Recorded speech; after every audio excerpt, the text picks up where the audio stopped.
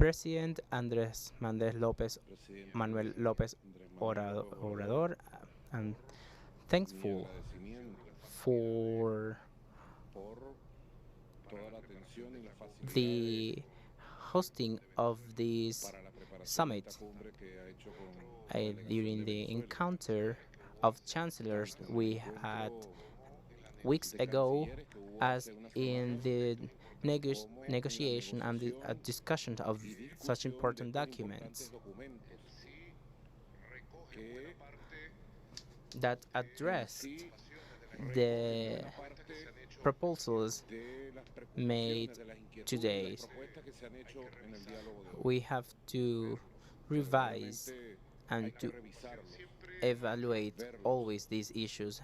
And our continued worry is how we turn these words into actions, into common policies of Latin America in the Caribbean and public policies.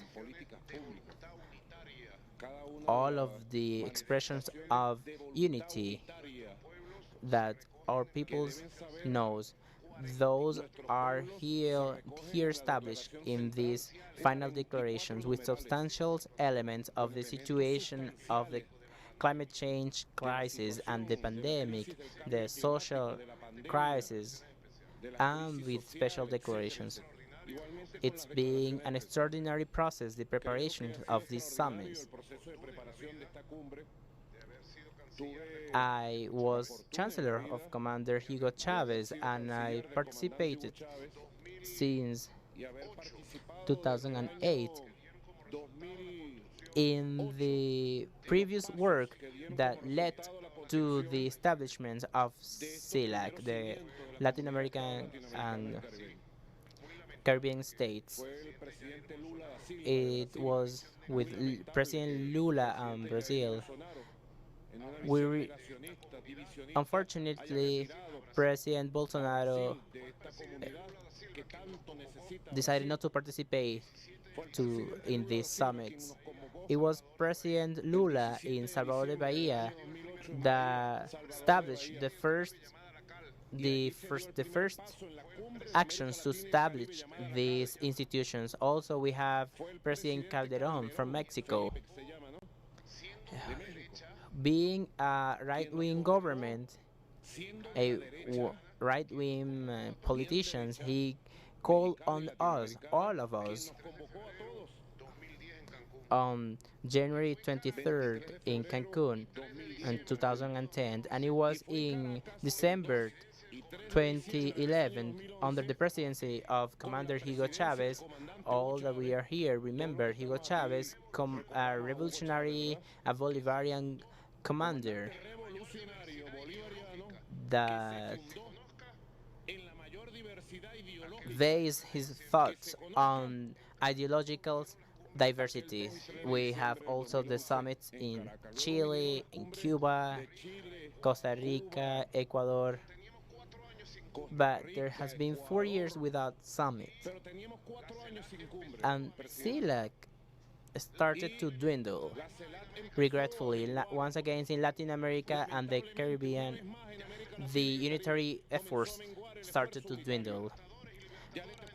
And something that happened with the liberators of our territories 200 years ago, it was Simon Bolivar to call on all of us in June in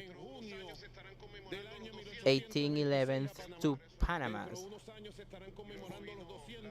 And there was also division 200 years later until we established these institutions such as CELAC.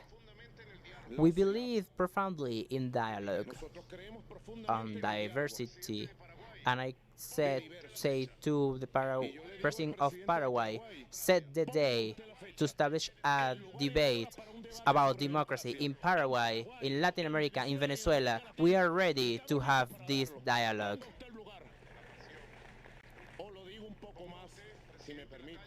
President Lacalle, you should establish, set the date for a debate, and President Lopez Obrador, because Venezuela is ready to debate on liberties, resistance, democracy, liberties, neoliberalism, facing the peoples in live transmissions or in private meetings with respect. We are ready to talk without exclusions. One of you said something that I won't mention because they will be criticized in media. Everything that Maduro says could be part of a media campaign for at least a month. One of the presidents said that we should not be ideological clubs. We should not make international policies should not be addressed by ideologies, but by international law, by the interest of humanity, the interest of the regions. And we should move on and stop divisions. And we should stop attacking the Bolivarian Revolution and the Nicaraguan and Cuban Revolution. That's not the path. We have we have a lot to say, to criticize you all, but we cannot here to criticize. We came here to talk, to establish dialogue, and to unite in the face of the different challenges we face. We are all heads of state and governments, and we are always wondering what to do timely to save our peoples, to address the needs of our peoples. What should we do with all of these decisions that we took with diversity? And I ratified the proposals that I sent to you, Mr. President, and that I addressed yesterday when I came to Mexico, which I think we should establish a new institution in CELAC, to rebuild CELAC,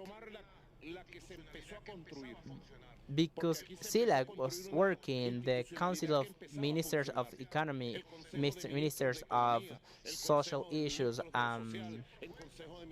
We had proposals, we have dialogue, interregional dialogue, and I propose to all of you that we should retake the three councils of ministers, the council of social issues to address the issues of the pandemic and climate change, the economic councils to address the issues of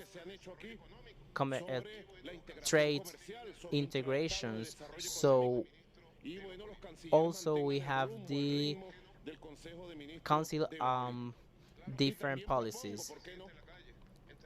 Of course, there's a contradiction, President Lacayette, is between OAS and CELAC. It's the same contradiction of the Mondo Doctrine and the Bolivarian doctrines.